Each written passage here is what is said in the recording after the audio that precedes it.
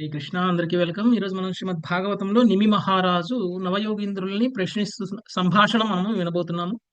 ఈ సంభాషణలో నిమి మహారాజు కొన్ని ప్రశ్నలు అడుగుతున్నారు.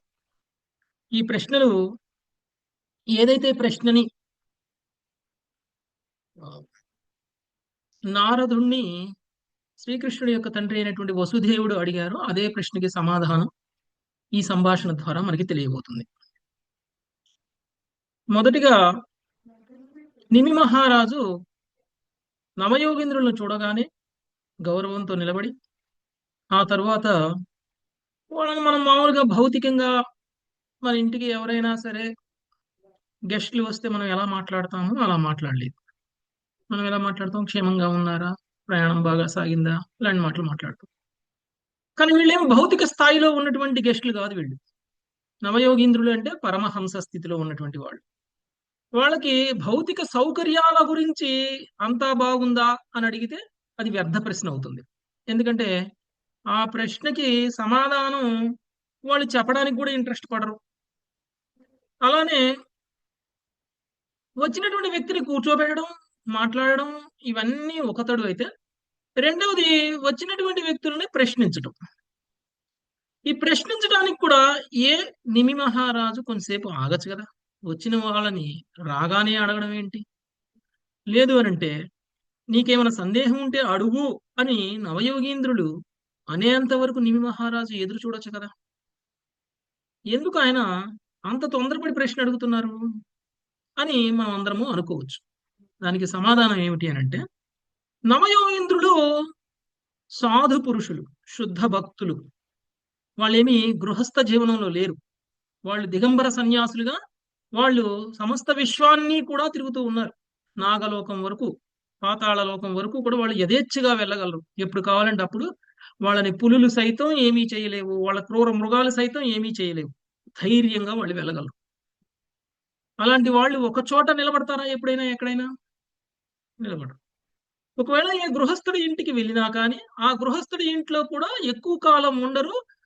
వాళ్ళు వచ్చినటువంటి పని అయిపోగానే వాళ్ళు వెళ్ళిపోతారు. మరి అలాంటి శుద్ధ భక్తుల సాంగత్యం అనేటువంటిది ఒక క్షణకాలం పాటు దొరికినా కానీ అది మహావరంగా భావించేటువంటి వ్యక్తి ఆ క్షణాన్ని కూడా వృధా పోనివ్వడు. చూస్తూ చూస్తూనే వాళ్ళు రావడము వెళ్ళడము అయిపోతే ఎప్పుడు ప్రశ్నిస్తాడు? కాబట్టి ఒక క్షణం కూడా ఎదురు చూడలేదు. ఇంకొకటి, సాధువులు మన ఇంటికి వచ్చారు కాబట్టి, అంటే వైష్ణవులు శుద్ధ భక్తులు మన ఇంటికి వచ్చినప్పుడు మనం కూడా ఒక్క నిమిషం కూడా వృధా కానికూడదు. వాళ్ళ సాంగత్యాన్ని మనం ఉపయోగించుకోవాలి. అందుకనే నిమి మహారాజు ఆగకుండానే మొదటి ప్రశ్న అడిగేశారు. ఏమిటండి మొదటి ప్రశ్న? సమస్త పరమక్షేమం జన ఏమిటి? సమస్తానికి క్షేమాన్ని కలిగించేటువంటి విషయం ఏమిటి? అందరికీ క్షేమాన్ని కలిగించేటువంటి విషయం ఏమిటి? భాగవత ధర్మం ఏమిటి అనేటువంటి విషయాన్ని ఆయన అడిగారు. అందరినీ క్షేమం కలిగించేది ఏంటిదండి? భాగవత ధర్మం. భాగవత ధర్మం ఏమిటి అని ఆయన అడిగారు. ఈ సందర్భంగా మనం ఒక ముఖ్యమైనటువంటి విషయాన్ని చెప్పుకున్నాం. మనందరం ఏమనుకుంటాము అని అంటే, అందరికీ సహాయపడడం, లేదు అంటే అందరికీ వాళ్ళ వాళ్ళ కష్టాల్లో మనం కూడా ఉన్నాము అని వాళ్ళు మనల్ని గుర్తుంచుకునేలా వాళ్ళకి మనం సహాయం చేయడం, డబ్బులు లేని వాళ్ళకి డబ్బులు ఇవ్వడం, అన్నం లేని వాళ్ళకి అన్నం పెట్టడం, బట్టలు లేని వాళ్ళకి బట్టలు ఇవ్వడం, చదువు లేని వాళ్ళకి చదువు చెప్పియడం, అనాథ శరణాలయాలు, అతిథి గృహాలు, కళ్యాణ మండపాలు కట్టించడం, ఇలాంటి ఎన్నో పుణ్యకార్యాలు ఉంటాయి. మనం అందరం చేసేటువంటి పుణ్యకార్యాలు ఇవన్నీ కూడా అందరికీ క్షేమాన్ని కలిగిస్తాయి అని మనం అనుకుంటున్నాము. కానీ ఈ క్షేమం అనేటువంటిది కేవలం భౌతిక స్థాయిలో మనం చేసేటువంటి సహాయం. ఒక వ్యక్తికి మనం ఏ సహాయం ఇప్పుడు చెప్పుకున్నటువంటిది చేసినా కానీ అది కేవలం భౌతిక స్థాయిలో చేసేటువంటి సహాయం మాత్రమే. ఇలాంటి భౌతిక స్థాయిలోనే చేసేటువంటి సహాయం ఏ వ్యక్తినైనా సరే దుఃఖాల నుంచి దూరం చేస్తుందా అంటే దూరం చేయదు. అలా అని ఇవి చేయకూడదా అంటే చేయకూడదు అని కాదు. ఇలా చేయడం వల్ల మన యొక్క పరమ లక్ష్యం ఏమై ఉండాలి? మనం చేసినటువంటి సహాయాన్ని తీసుకున్నటువంటి వ్యక్తి ఆధ్యాత్మికంగా పురోగమించే విధంగా మనం సహాయం చేయాలి. అన్నం లేని వాడికి అన్నం పెడితే అన్నం తిన్న వ్యక్తి కృతజ్ఞతతోటి నువ్వు చెప్పిన విధంగా భక్తి యోగంలోకి రాగలగాలి. అంటే మీరు చేసినటువంటి సహాయానికి కృతజ్ఞత అనేటువంటి భావం కనుక వాళ్ళు వ్యక్తం చేస్తే ఆ కృతజ్ఞతగా వాళ్ళు మీరు చెప్తున్న విధంగా భక్తి యోగంలో గనక హరే కృష్ణ మహామంత్రాన్ని తీసుకొని భగవంతుణ్ణి స్మరించుకునే విధంగా భక్తి యోగంలో గనక తీసుకురాగలిగితే అప్పుడు మీరు చేసినటువంటి భౌతికమైనటువంటి సహాయం కూడా ఆధ్యాత్మికమవుతుంది. లేదు అనంటే కర్మబంధనాలలో ఉన్నటువంటి వ్యక్తి కర్మఫలాలని అనుభవిస్తూ ఉంటే ఆ కర్మఫలాలని పోగొట్టేటువంటి ప్రయత్నం మనం చేస్తూ ఉన్నాము అని అర్థం. అంతకు మించి వేరే ఏం చేయట్లా. ఒక జైల్లో ఉన్నటువంటి వ్యక్తి శిక్షని అనుభవిస్తూ జైల్లో ఉంటే ఆ జైల్లో ఉన్న వ్యక్తిని శిక్షాకాలం పూర్తి అవ్వకముందే బయటికి తీసుకురావాలి అని మనం ప్రయత్నం చేస్తే మనం చేస్తున్నది మంచి పనా చెడ్డ పనా? చెడ్డ పని. చెడ్డ పని. అలా చేస్తే అయ్యా నువ్వు చాలా సంఘ సంస్కరణ చేసేసావు, నువ్వు చాలా సోషల్ సర్వీస్ చేసేటువంటి వ్యక్తివి అని నిన్ను ప్రశంసించి నీకు శాలువా వేసి నీకు సత్కరిస్తారా ఎవరైనా? జైల్లో ఉన్నటువంటి వ్యక్తి జైలు శిక్షని అనుభవించేటువంటి కాలం పూర్తి అవ్వకముందే వాళ్ళ మీద కరుణతోటి, వాళ్ళ మీద కృపతోటి వాళ్ళని బయటికి తీసుకురావాలి అనేటువంటి ప్రయత్నం చేసి మనం బయటికి తీసుకొస్తే మనల్ని సత్కరిస్తుందా గవర్నమెంట్? లేదు ప్రభుజీ, మళ్ళీ వాళ్ళు అదే పనులు చేస్తా ఉంటారు. మళ్ళీ వాళ్ళు అదే పనులు చేస్తుంటారు కాదు. గవర్నమెంట్ ముందు మనల్ని నువ్వు వాళ్ళు ఏం పని చేస్తారు పక్కన పెట్టండి. మనం ఏం చేస్తున్నాము? గవర్నమెంట్ రూల్స్ ను ఫాలో అవ్వట్లేదు. గవర్నమెంట్ శిక్షిస్తే, ప్రభుత్వం శిక్షిస్తే మనం వాళ్ళని బయటికి తీసుకొచ్చే ప్రయత్నం చేస్తున్నాము.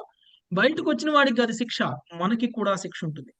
ఓకే, మనం తీసుకొచ్చాం కాబట్టి. అంటే ప్రభుత్వం దృష్టిలో తప్పు చేసిన వాడిని శిక్షిస్తూ ఉంటే ఆ శిక్ష నుంచి తప్పించాలి అని ప్రయత్నం చేసేటువంటి వ్యక్తికి ప్రభుత్వం శిక్షిస్తుంది,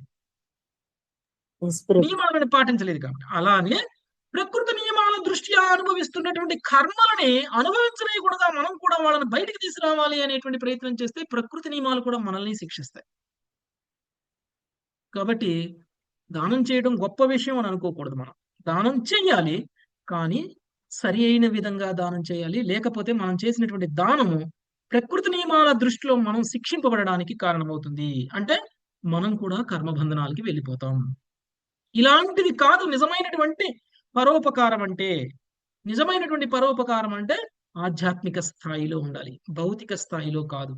ఆధ్యాత్మిక స్థాయిలో ఉండడం అంటే ఆత్మజ్ఞానాన్ని ఇవ్వాలి వాళ్ళకి, భగవంతుడి భక్తికి దగ్గర చేయాలి, భగవంతుడికి దగ్గర చేయాలి. అది ఏ జీవుడి పట్లైనా కానీ మనం చూపించేటువంటి నిజమైనటువంటి కరుణ.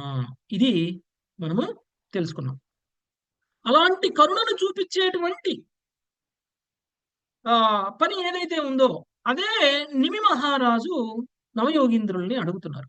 నవయోగీంద్రులు ఏమడుగుతున్నారు? భౌతిక స్థాయిలో నాకు సహాయం చేయండి అని అంటలేదు. ఒకవేళ అలా అడిగినట్లయితే కనుక నవయోగీంద్రులు కూడా అక్కడి నుంచి వెళ్ళిపోయి ఉండేవాళ్ళు, నిమి మహారాజుతో మాట్లాడి ఉండేవాళ్ళు కాదు. నవయోగీంద్రుల దగ్గర ఉన్నది ఏంటి? ఒంటి మీద బట్టలు కూడా లేవు వాళ్ళకి. వాళ్ళు ఏమిస్తారు భౌతికంగా? మనం అడిగినా కానీ వాళ్ళకి ఏమీ ఇవ్వలేరు. కానీ నవయోగీంద్రులు చేసేటువంటి సహాయం ఈ సృష్టి మొత్తంలో ఎవరూ కూడా చెయ్యలేరు అనేటువంటి విషయాన్ని చెప్తాం. అంటే అందరికంటే కూడా ఉన్నతమైనటువంటి సహాయాన్ని నవయోగీంద్రులు చేయగలరు, వేరే ఎవరు చేయలేరు అని అంటున్నాం. ఏమీ లేని వాళ్ళు ఏం సహాయం చేస్తారు? వాళ్ళు చేసేటువంటి సహాయం భౌతిక స్థాయిలో కాదు, వాళ్ళు చేసేటువంటి సహాయం ఆధ్యాత్మిక స్థాయిలో. వాళ్ళ సహాయం మనల్ని భౌతిక విశ్వం నుంచి ఆధ్యాత్మిక విశ్వానికి తీసుకెళ్లేలాంటి సహాయాన్ని చేయగలరు. అంతకంటే ఉత్తమమైనటువంటి సహాయం ఇంకా ఏమీ ఉండదు. అందుకని అలాంటి సహాయాన్నే తను అర్జిస్తున్నాడు. తను వినడం వల్ల మనమందరం కూడా ఉద్ధరింపబడేలా అలాంటి ప్రశ్నలని నిమి మహారాజు అడుగుతున్నాడు. అందుకని ఇలాంటి ప్రశ్నలు అడిగినటువంటి వాళ్ళకి కూడా ఉత్తమమైనటువంటి జ్ఞానం ఉన్నటువంటి వాళ్ళు మాత్రమే అడగగలరు. తెలియక అడగడం కాదు, ఉత్తమమైనటువంటి జ్ఞానం ఉన్న వాళ్ళు మాత్రమే ఇలాంటి ప్రశ్నలు అడగగలరు. జ్ఞానం లేని వాళ్ళు ఇలాంటి ప్రశ్నల్ని అడగలేరు. కాబట్టి నిమి మహారాజు యొక్క జ్ఞాన స్థాయి ఏంటో కూడా మనము అర్థం చేసుకోవచ్చు. ఇక మొదటి ప్రశ్న నిమి మహారాజు అడిగిన తరువాత ఇప్పుడు నారదుడు మాట్లాడుతున్నారు. నారదుడు ఎవరితో మాట్లాడుతున్నారు?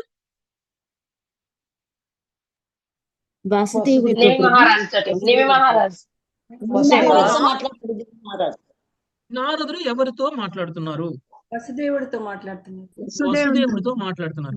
నారదుడికి వసుదేవుడికి మధ్య జరుగుతున్నటువంటి సంభాషణ.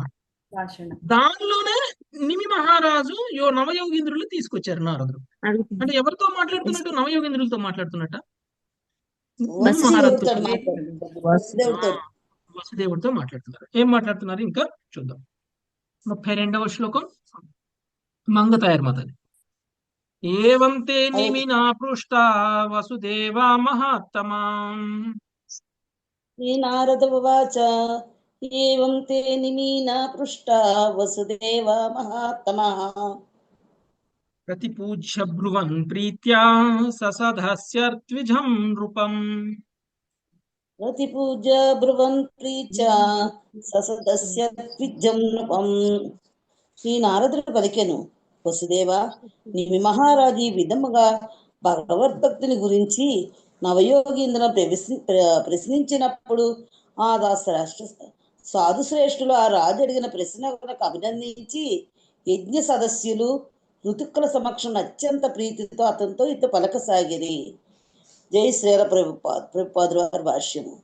కేవలం రాజే కాకుండా సభాసదులు యజ్ఞం నిర్వహించున్నట్టి ఋత్వికులు అందరూ భగవద్భక్తి మహిమను గురించి వినుటకు కీర్తించుటకు అనురక్తులై ఉండిరని శ్రీధర స్వామి అభిప్రాయపడిరి.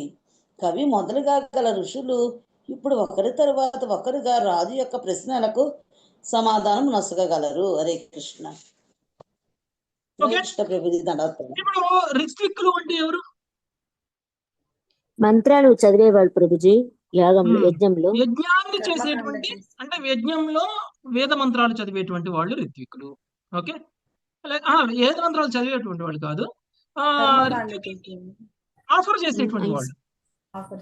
స్వాహ స్వాహ అన్నప్పుడల్లా వీళ్ళు గరిటతోటి వేస్తారు కదండి నెయ్యి, అందులో వాళ్ళు ఋత్విక్కులు. అది ఎవరి తరపున వేస్తారు? యజమాని తరపున,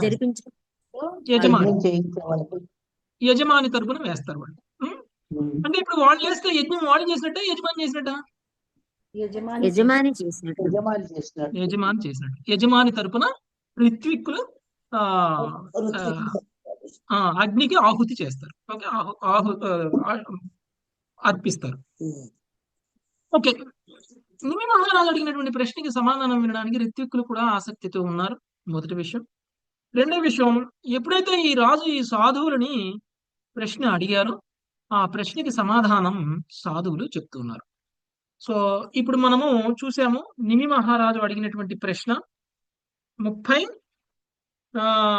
ఎన్నో శ్లోకంలో వచ్చిందండి? 20 ఎన్నో శ్లోకంలో వచ్చింది? 30వ శ్లోకంలో నిమి మహారాజు అడిగినటువంటి ప్రశ్న వచ్చింది కదండి. పరమక్షేమం ఏమిటో నాకు తెలుపమని నేను అడుగుతున్నాను అనేటువంటి ప్రశ్నకి ఇప్పుడు సాధు పురుషులు సమాధానం చెప్తున్నారు. అంటే 33వ శ్లోకం నుంచి 43వ శ్లోకం వరకు ప్రభుజీ 10 శ్లోకాలలో సాధువులు ఈ ప్రశ్నకి సమాధానం చెప్పబోతున్నారు. విందాం ఇప్పుడు. హరే కృష్ణ. ఓకే, ఉషశ్రీమత. శ్రీ కవిరువాచ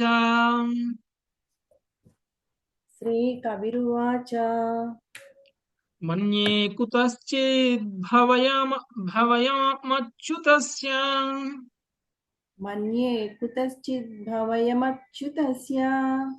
పాదాంబుజోపాసనమత్ర నిత్యం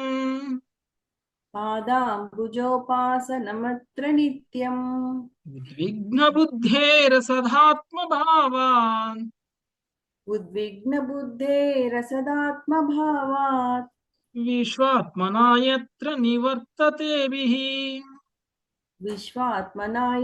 నివర్తతేభిః. ప్రభుపాదుల వారి భావము. శ్రీకవి పలికెను, తాత్కాలిక మగు భౌతిక జగత్తుతో మిథ్యాదాదాత్మ్యము వలన బుద్ధి సదా ఉద్విగ్నత చెంది ఉండువాడు దేవదేవుడు అగు అచ్యుతుని పాదపద్మములను అర్చించుట చేతనే భయ విముక్తిని పొందగలడని నేను భావింతును. అట్టి భక్తియుత సేవ యందు సమస్త భయము పూర్తిగా నశించగలదు. ప్రభుపాదుల వారి భాష్యము. జీవుడు నిత్యుడైన తనను తాత్కాలిక మగు భౌతిక దేహముతోనూ దానికి సంబంధించిన విషయములతోనూ గుర్తించడి కారణమున భయముచే నిరంతరము ఉద్విగ్నుడై ఉండునని ఈ శ్లోకమునందలి అసదాత్మభావాత్ అను పదము సూచించునని శ్రీధర స్వామి అభిప్రాయపడిరి. అట్లే శ్రీల విశ్వనాథ చక్రవర్తి ఠాకూరులు భక్తి ప్రతికూల గేహాదిశ్వాసక్తిం అని చెప్పిరి.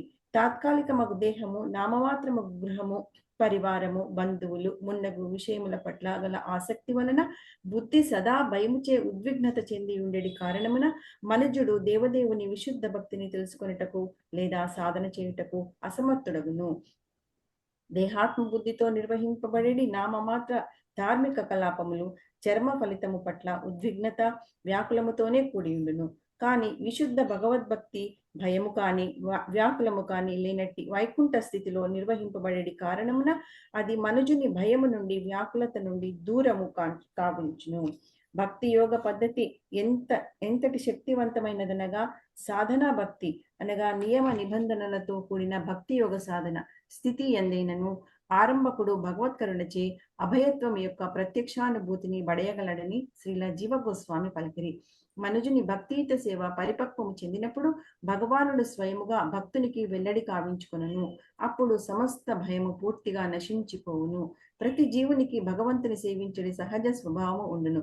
కానీ తాత్కాలిక దేహముతో గల మిథ్యా తాదాత్మ్యము వలన అతడు తన విశుద్ధ సహజ స్వభావమును కోల్పోయి దానికి బదులుగా దేహము, ఇల్లు, పరివారము మున్నగు వాటి రూపంలో తాత్కాలిక ఇంద్రియ భోగము పట్ల అమంగళకరముగా ఆసక్తుడగును. అట్టి మిథ్యాశక్తి యొక్క పరిణామమే నిరంతర దుఃఖము. అది కేవలము భగవద్భక్తి చేతనే తొలగగలదు. ఈ సందర్భమున శ్రీల భక్తి సిద్ధాంత సరస్వతి ఠాకూరులు ఈ క్రింది శ్లోకమును ఉదహరించిరి. తావద్భయం ద్రవిణ దేహ సుహృన్నిమిత్తం శోకః స్పృహా పరిభవో విపులశ్చ లోభః తావన్మమేత్య సదవగ్రహ ఆర్తిమూలం యావన్నతేంగ్రిమభయం ప్రవృణీత లోకః. ఓ ప్రభు, ప్రపంచ జనులు సమస్త భౌతిక క్లేశములతో కలవరపడి ఉండి సర్వదా భీతావహులై ఉందరు. వారు ఎల్లప్పుడూ సంపద, దేహము, బంధువులను రక్షించుటకే యత్నించుచుందరు. శోకముతోనూ అధర్మయుత కోరికలు సంపత్తితోనూ నిండి ఉండి వారు తమ కార్యమును పేరాసతో నేను, నాది అనడి నశ్వర భావనలపై ఆధారము కావింతురు. నీ అభయ చరణారవిందముల ఆశ్రయము కొనంత వరకు వారు అట్టి క్లేశములతోనే నిండి ఉందురు. భాగవతము 3.9.6 నుండి చెప్పబడి ఉన్నది. ధన్యవాదాలు గురించి. హరే కృష్ణ. ఓకే, తాత్కాలికమైనటువంటి భౌతిక జగత్తులో మిథ్యా తాదాత్మ్యము వలన బుద్ధి సదా ఉద్విగ్నత చెంది ఉండువాడును దేవదేవుడకు అచ్యుతిని పాదపద్మమును అర్చించుట చేతనే భయ విముక్తిని పొందగలిగడని నేను భావింతును. అట్టి భక్తియుత సేవయందు సమస్త భయము పూర్తిగా నశించగలదు. వీళ్ళు సమాధానం చెప్తున్నారు. నవయోగేంద్రుల్ని నిమి మహారాజు అడిగినటువంటి ప్రశ్న ఏమిటి అని అంటే, నిజమైనటువంటి సర్వులకి శుభాన్ని కలిగించేది ఏమిటి? అంతే కదండి. 30వది పరమక్షేమం ఏమిటో చెప్పు అని అన్నారు. పరమక్షేమం అంటే మళ్ళీ ఇందులో మధ్యస్థంగా ఉండకూడదు అనమాట. సమాధానం కూడా మధ్యస్థంగా ఉండకూడదు. పరమక్షేమం, క్షేమం ఏంటో చెప్పు అంటే వేరు ఉండేది. పరమక్షేమం ఏంటో చెప్పు అంటే ఇంకా అంతకు మించిన క్షేమం ఇంకేమీ ఉండదు. మిగిలినవన్నీ కూడా ఏమిటి అని అంటే కొంతమంది దృష్టిలో అది క్షేమం కావచ్చు, కొంతమంది దృష్టిలో అది క్షేమం కాకపోవచ్చు. పరమక్షేమము అని అంటే అది ఎవరి దృష్టిలో అయినా సరే అది క్షేమమే. నెంబర్ 1. రెండవది, ఆ క్షేమము భౌతిక స్థాయిలో ఉండేటువంటి క్షేమం గురించి మాట్లాడట్లేదు వీళ్ళు. ఓకే, అలాంటి క్షేమం గురించి చెప్పు అని అంటే మొదటిగా కవిరువాచ అంటే నవయోగీంద్రులు మాట్లాడుతున్నారు అనమాట. సో నవయోగీంద్రులు చెప్తున్నటువంటిది ఏమిటి అని అంటే, ఎవరైతే మిథ్యా తాదాత్మ్యాన్ని పొంది ఉన్నారో అంటే దేహాత్మ భావనలో ఉన్నారో అంటే శరీరమే నేను అనుకునేటువంటి స్థితిలో ఉన్నారో అలాంటి వ్యక్తులు సర్వ దుఃఖాలని అనుభవిస్తున్నారు. అంతేకాదు, ఎప్పుడైతే ఈ వ్యక్తులు భగవంతుడి యొక్క పాదపద్మాలకు శరణు వేడి భక్తి యోగంలోకి వస్తారో అప్పుడు వాళ్ళు సర్వ భయాల నుంచి విముక్తులవుతారు అని చెప్తున్నారు. అంటే భగవంతుడి యొక్క పాద పద్మాలని ఆశ్రయం పొందడము అనేటువంటిది అందరికీ కూడా క్షేమకరమైనటువంటి విషయం. ఎందుకు? మనల్ని భయం నుంచి విముక్తిని చేస్తుంది. ఏమిటి ఆ భయం? ఎప్పుడైతే మనం మిథ్యా తాదాత్మ్యాన్ని చెంది ఉంటామో అప్పుడు ఏమవుతుందండి?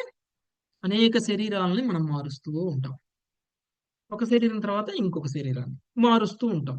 ఇది మిథ్యా తాదాత్మ్యం అంటే దేహాత్మ భావనలో ఉండడం వలన. దేహాత్మ భావనలో ఉన్నటువంటి మనం దేహమే మనము అని అనుకుంటూ దేహ సుఖాల కోసం చేసేటువంటి పనులు మాత్రమే చేస్తూ ఉంటాం కాబట్టి ఇది కర్మబంధనాలను కలిగిస్తుంది. కాబట్టి ఈ కర్మబంధనాల కారణంగా మనకి ఇంకొక జీవితం అనేటువంటిది లభిస్తుంది. అయితే ఏ జీవితం లభిస్తుంది? ఈ భౌతిక శరీరానికి సుఖాన్ని ఇవ్వడం కోసం మనం చేసినటువంటి కర్మలు నిర్ధారిస్తాయి.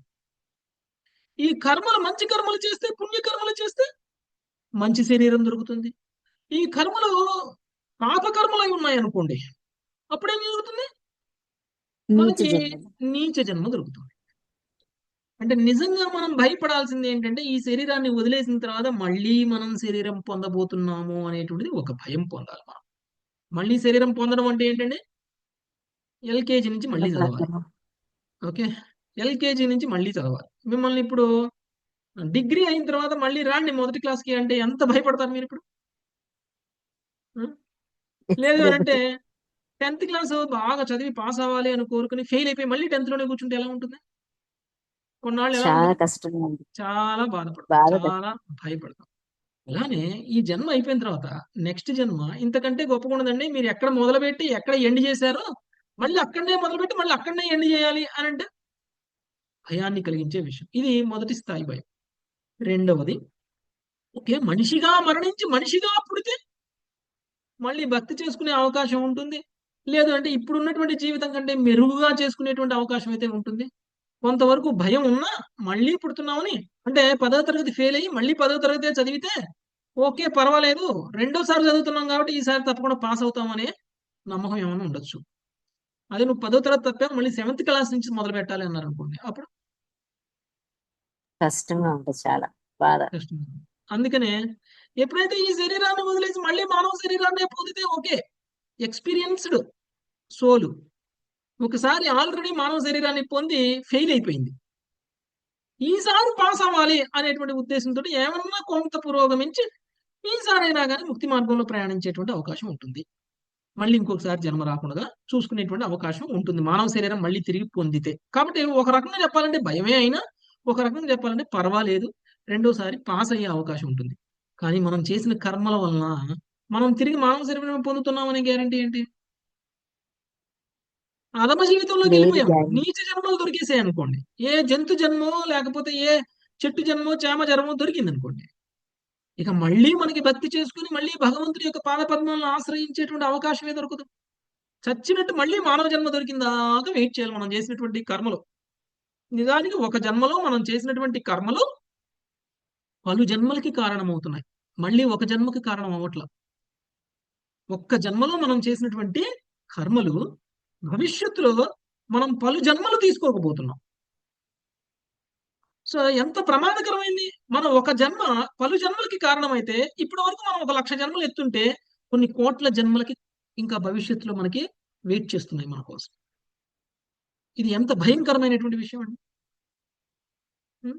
ఎస్ ప్రభు. కర్మబంధనాల నుంచి బయటపడడానికి చేయాల్సినటువంటి పనులు మనం చేయకుండా కర్మబంధనంలో ఉండిపోయేలాగా మనం పనులు చేయడం వలన భవిష్యత్తు అంధకారం చేసుకుంటున్నాం మనం.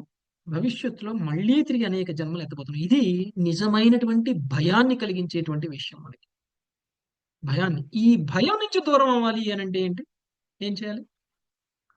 భగవంతుని భగవంతుడి యొక్క పాదాలు పాద ఆశ్రయించాలి. పద్మాలని ఆశ్రయించాలి.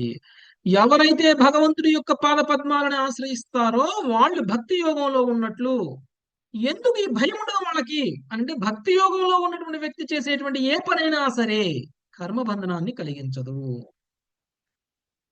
మీరు చేసే పని చూడడానికి సేమ్ ఉండొచ్చు, అదే పని ఇంతకు ముందు అదే పని ఇప్పుడు చేస్తారు. ఇంతకు ముందు భక్తి యోగంలో లేకుండా ఇప్పుడు భక్తి యోగంలో ఉండి చేస్తారు.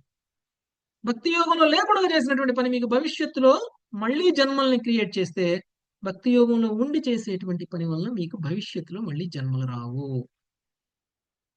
భవిష్యత్తులో అది కర్మబంధనాన్ని కలిగించదు.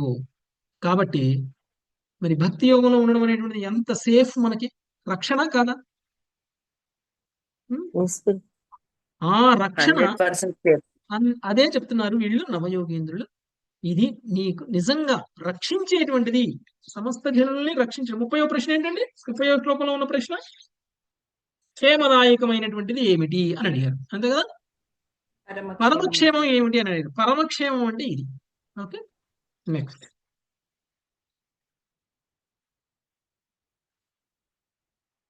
34వ శ్లోకం కదా. సునీత మత ఏ వై భాగవతా ప్రోక్త ఉపాయా హ్యత్మలబ్ధయే. A why భగవతా ప్రోక్తా ఉపాయా హ్యాత్మలబ్ధయే. అజ పుంసామ విదుషాం విద్ధి భాగవతాన్ హితాన్. అంజః పుంసాం విదుషాం విద్ధి భాగవతాన్ హితాన్. భావము దేవదేవునిచే స్వయంగా తెలుపబడినట్టి ఆ ఉపాయమును చేపట్టినచో అజ్ఞానులకు జీవులైనను అతి సులభంగా భగవాను తెలుసుకొనగలరు. భగవంతునిచే ఉపదేశించబడినట్టి పద్ధతి భాగవత ధర్మమని భగవానుని భక్తియుత సేవ అని తెలియబడును. భాష్యము మానవ సంఘం ప్రశాంతంగా కొనసాగుటకు ప్రామాణిక మగు ఉపదేశములను తెలిపడి మను సంహిత వంటి వైదిక గ్రంథములు పెక్కు కలవు. అట్టి వైదిక జ్ఞానము వర్ణాశ్రమ పద్ధతిపై ఆధారపడి ఉండును. వర్ణాశ్రమ పద్ధతి మానవ సంఘమును శాస్త్రీయంగా 4 ఆశ్రమములుగాను 4 వర్ణములుగాను విభజించును. అయినను మనుజుని నేరుగా భగవాను సంపర్కంలోనికి తీసుకుని వచ్చే జ్ఞానం అతి రహస్యమనుచు పిలువబడినని శ్రీధర స్వామి అనిరి. అతి రహస్యత్వాత్ స్వముఖేనైవ భాగవత విదుషామపి పుంసాం అంజః సుఖైనావాత్మ లబ్ధయే. భాగవత ధర్మము ఎంతటి రహస్యమైనదనగా స్వయంగా భగవానుడే దానిని పలికి ఉండెను. భాగవత ధర్మ సారము భగవద్గీతలో వసకబడినది. దాని యందు శ్రీకృష్ణ భగవానుడు అర్జునునికి స్వయంగా ఉపదేశం కావించి ఉండెను. అయినను భగవద్గీత యందు అర్జునునికి వసగిన ఉపదేశమును కూడా అతిశయించినట్టి దానిని శ్రీమద్ భాగవతం నందలి ఏకాదశ స్కందములో భగవానుడు ఉద్ధవునకు బోధించెను. ఈ సందర్భంలో శ్రీల ప్రభుపాదులు ఇట్లు వ్యాఖ్యానించిరి. యుద్ధం చేయుటకు అర్జునుని ప్రోత్సహించడి నిమిత్తము శ్రీకృష్ణ భగవానుచే కురుక్షేత్ర రణరంగములో భగవద్గీత పలుకుబడినదనుట నిస్సందేహమే. అయినను దివ్యమగు గీతాజ్ఞానమును పూర్తి చేయుటకు ఆ దేవదేవుడు ఉద్ధవునకు ఉపదేశం కావించెను. భగవద్గీత ఎందును తాను పలుకనట్టి జ్ఞానమును ఉద్ధవుడు విస్తరింపజేసి తన కార్యమును పూర్తి చేయవలనని భగవానుడు కోరెను. భాగవతము 3.4.32 భాష్యము. అట్లే నవయోగేంద్రులచే తెలుపబడునున్న జ్ఞానము వారి స్వీయ కల్పనముగాక ఆదిలో స్వయముగా భగవానుడే పలికినట్టి జ్ఞానమని తెలియబడినది. జీవులు తమ జనన మరణ చక్ర భ్రమణములో భగవంతుని ఆనవాలును పూర్తిగా కోల్పోవుదురని శ్రీల భక్తి సిద్ధాంత సరస్వతి ఠాకూర్లు తెలిపిరి. కానీ తమ లాభము కొరకు భగవానునిచే పలుకబడిన నిత్య మంగళకర విషయములను విని ఆత్మలుగా తమ నిత్య స్వరూపములను తెలుసుకొనినప్పుడు నిత్య కృష్ణదాసులుగా ప్రత్యక్షానుభూతియే భాగవత ధర్మమునకు ఆధారమగును. విశుద్ధ వైష్ణవునిగా లేక భగవద్దాసునిగా ఆత్మ యొక్క అనుభవంలో భగవంతునికి భిన్నమనడి భావన గాని భగవంతునితో సమానమనడి భావన గాని లేదా ఇంద్రియ భోగ రాజ్యమునందు ఆసక్తి గాని ఉండవు. విశుద్ధ భక్తుడు భగవంతుని ఎడ తన భక్తియుత సేవను చూచుకొనుచు చరమాశ్రయము యొక్క అంశగా తనను కాంచును. చరమాశ్రయముకు భగవానుని ఒకానొక ప్రత్యక్ష విస్తారమునకు ప్రేమ భక్తి తాళ్లతో తాము కట్టుబడినట్లుగా విశుద్ధ భక్తుడు అనుభవమును పొందుచుండును. అటువంటి పరిపూర్ణ చేతన స్థితిలో భక్తుడు పరతత్వం యొక్క సర్వవ్యాపకమగు వివిధ రూపములను గాంచగలడు. హరే కృష్ణ. ధన్యవాదాలు. సో మనకి ఇక్కడ ఏం చెప్తున్నారు అనంటే, ఏదైతే భాగవత ధర్మం ఉందో ఆ భాగవత ధర్మాన్ని మనకి తెలియచేసింది ఎవరు? స్వయంగా భగవానుడే. అందుకనే మనకి ఏ పరంపర అయినా సరే దేవాది దేవుడైనటువంటి శ్రీకృష్ణ భగవానుడితో కనెక్ట్ అవ్వలేదు అనంటే, అంటే మూల గురువు కృష్ణుడు కాకపోతే ఆ పరంపర ప్రామాణికమైనటువంటి పరంపర కాదు. ఓకే, అంటే ఎవరైనా సరే పరంపరలో ఉన్నప్పుడు ఏం చెప్తారు? వాళ్ళ గురువులు చెప్పినటువంటి విషయాలను చెప్తారు. ఇప్పుడు మీరు చూస్తే నవయోగేంద్రులు మాట్లాడుతున్నటువంటి మాటలు కూడా, అంటే ఇప్పుడు ఇంతకు ముందు చెప్పినట్లు భగవంతుడి యొక్క పాదపద్మాలని ఆశ్రయించడం అనేటువంటిది భాగవత ధర్మం. ఈ భాగవత ధర్మాన్ని స్వయంగా భగవంతుడే చెప్పారు. కాబట్టి ఇది పరమగుహ్యమైనటువంటి జ్ఞానము. ఈ పరమగుహ్యమైనటువంటి జ్ఞానం ఎవరికైతే తెలుస్తుందో అజ్ఞానులైనా సరే అతి సులభముగా భగవంతుడిని తెలుసుకోగలుగుతారు. అంటే భగవంతుడు చెప్పారు అనేటువంటి దాని మీద మనకి విశ్వాసం గనక ఉన్నట్లయితే మనకి అజ్ఞానం వల్ల అంతకుముందు ఉన్నా కానీ ఆ అజ్ఞానం నుంచి కూడా మనం బయటపడి అతి సులభంగా భగవంతుడు ఇచ్చినటువంటి జ్ఞానాన్ని మనం అర్థం చేసుకోగలము అని చెప్తున్నారు. భగవంతుడు చెప్పేటువంటి జ్ఞానం ఏదైతే ఉందో అది పరమ గుహ్య జ్ఞానము. ఎందుకో చెప్తా. ఎందుకంటే మనము భగవద్గీత అనేటువంటిది ఎవరిచ్చిన జ్ఞానం అది? భగవంతుడే స్వయంగా స్వయంగా అర్జునుడికి భగవానుడే ఇచ్చాడు. ఇచ్చినటువంటిది. స్వయంగా భగవానుడే ఇచ్చినటువంటిది భగవద్గీత. ఎంతమంది భగవద్గీతను చదివి భాగవత ధర్మాన్ని అర్థం చేసుకున్నారు? శుద్ధ మొత్తం భక్తులు ఉన్నారు. భగవద్గీతను నేను 10 సార్లు 20 సార్లు 40 సార్లు చదివా అని చెప్పుకునే వాళ్ళు వాళ్ళు ప్రశ్నించుకోండి, భాగవత ధర్మం అర్థమైందా? అర్థం కాదు. గురువులు ప్రామాణిక గురువుల ద్వారా వింటేనే అర్థమవుతుంది ప్రభు. ఉమ్. కాబట్టి గుహ్యమైనటువంటి జ్ఞానం, భగవంతుడు చెప్పినటువంటి జ్ఞానం అందరికీ అర్థం కాదు. ఎవరైతే గురువును ఆశ్రయించి భగవద్గీత మనకి చెప్తున్నది 18 అధ్యాయాల సారం భాగవత ధర్మం అని తెలుసుకోగలిగితే అప్పుడు మనం నిజంగా భగవద్గీత చదివినట్టు. మనం ఈ పరంపరలోకి రాకముందు కూడా భగవద్గీత చదివాం కదండి, చదవలేదా?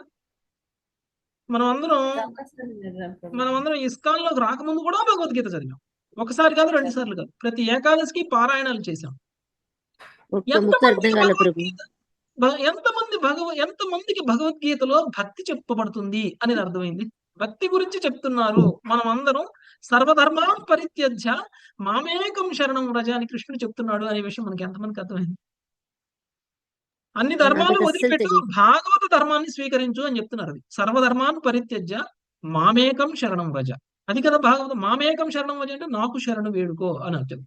అంటే కృష్ణుడే చెప్తున్నారు, అన్ని ధర్మాలు వదిలిపెట్టు భాగవత ధర్మం తీసుకో అని చెప్తున్నారు. ఇది మనకి ఎంతమందికి అర్థమైంది? మొత్తం చదివినటువంటి భాగవతం. కొంతమంది అనుకుంటారు భక్తి యోగము చెప్పారు, జ్ఞాన యోగము చెప్పారు, కర్మయోగము చెప్పారండి, అన్ని యోగాల్లో జ్ఞాన యోగం విన్నా అని చెప్తారు. అది కూడా కృష్ణుడు అన్నారండి అని అంటారు. ఎందుకంటే జ్ఞానయోగం సెక్షన్ లోకి వచ్చినప్పుడు కృష్ణుడు జ్ఞానయోగం బెస్ట్ అని చెప్పారు. కానీ దాని అర్థం అన్నిటికంటే బెస్ట్ అని కాదు. ఆ సందర్భంలో అది బెస్ట్ అని చెప్పారు, కానీ దాని తర్వాత శ్లోకం కూడా చదివితే మనకు అర్థమవుతుంది అది అంత బెస్ట్ అనేది. అన్నిటికంటే ఉత్తమమైన జ్ఞానం నీకు చెప్తున్నాను అనుకుంటే చెప్పారు, కానీ చివరికి కంక్లూజన్ ఏం చేస్తున్నారు అనేటువంటి దాన్ని మర్చిపోతారు జనాలు. కృష్ణుడు చెప్తున్నటువంటి విషయంలో చివరికి నేను చెప్తున్నది ఏమిటి అని చెప్పినప్పుడు ఆ విషయాన్ని పట్టించుకోకుండా ముందున్నటువంటి కొన్ని శ్లోకాలను మాత్రమే పట్టుకొని కృష్ణుడు ఇదే చెప్పేశాడు అని అక్కడే కంక్లూడ్ అయిపోతారు. కాబట్టి ఎవరైతే భాగవత ధర్మం అన్ని శాస్త్రాల సారం అని తెలుసుకోగలుగుతారు, వేదాలన్నీ చదువుతారు, ఎంతమంది భక్తులు అవుతారు? కర్మకాండలో ఆగిపోతారు కదండి, కర్మకాండలో ఆగిపోతారు. కానీ వేదాల సారం ఏంటి? కృష్ణుడిని చేరుకోగలగడం. కాబట్టి ఇలాంటి భాగవత ధర్మాన్ని అర్థం చేసుకున్నటువంటి వ్యక్తి సర్వత్రా వ్యాపించి ఉన్నటువంటి భగవానుడి యొక్క స్వరూపాన్ని కూడా చూడగలుగుతాడు. అంటే ఏంటి? మనం భక్తిలోకి రాకపోతే భగవంతుడి యొక్క రూపం మనకు అర్థం కాదు. భక్తిలోకి రాకపోతే మనం భగవంతుడి యొక్క నిరాకార బ్రహ్మం వరకు మాత్రమే వెళ్ళగలుగుతాం. భగవంతుడి యొక్క రూపం గురించి అర్థం చేసుకునేటువంటి స్థితికి రావాలి అని అంటే ఏం చేయాలి? మనం భక్తిలో పురోగమించాలి. భక్తిలో పురోగమించడం అంటే భాగవత ధర్మాన్ని అర్థం చేసుకోవాలి, భగవంతుడి పాదపద్మాలకి శరణు వేడాలి, వైష్ణవ సేవ చెయ్యాలి. వైష్ణవ సేవ అంటే గురువు సేవ. గురువుని పొందాలి, గురువుని సేవించాలి. ఆ తర్వాత భాగవత ధర్మాన్ని మనం అర్థం చేసుకోవాలి. అప్పుడు మనకి కృష్ణుడి యొక్క రూపం అర్థమవుతుంది. లేదంటే సర్వత్రా వ్యాపించి ఉన్నటువంటి పరమాత్ముడు, సర్వత్రా వ్యాపించి ఉన్నటువంటి నిరాకార బ్రహ్మం, అక్కడికే ఆగిపోతాం మనం. అంతకు మించి మనం పురోగమించలేము. ఎవరైనా సరే నిరాకార బ్రహ్మమే సర్వానికి మూలము అని అంటున్నారంటే వాళ్ళు భక్తిలో పురోగమించలేదు అని అర్థం. భాగవత ధర్మాన్ని వాళ్ళు పాటించట్లేదు అని అర్థం. అది మన దురదృష్టం, వాళ్ళ దురదృష్టం. ఓకే, ఎందుకంటే అత్యుత్తమమైనటువంటి ధర్మాన్ని కృష్ణుడే స్వయంగా భగవద్గీతలో చెప్పినా దాన్ని మనం స్వీకరించలేకపోతున్నాం. కాబట్టి కృష్ణుడు చెప్పారు అన్ని ధర్మాలని వదిలిపెట్టండి, అంటే నిరాకార బ్రహ్మమే సర్వం అనుకునేటువంటి ధర్మాన్ని కూడా వదిలిపెట్టి అప్పుడు నీకు సాకార రూపం గురించి అర్థమవుద్ది అని ఇక్కడ మనకి చెప్తున్నారు. సో అలా వదిలిపెట్టట్లేదు కాబట్టి దురదృష్టవశాత్తు వాళ్ళు అక్కడే ఆగిపోతున్నారు. ఓకే, నెక్స్ట్ 35వ శ్లోకం.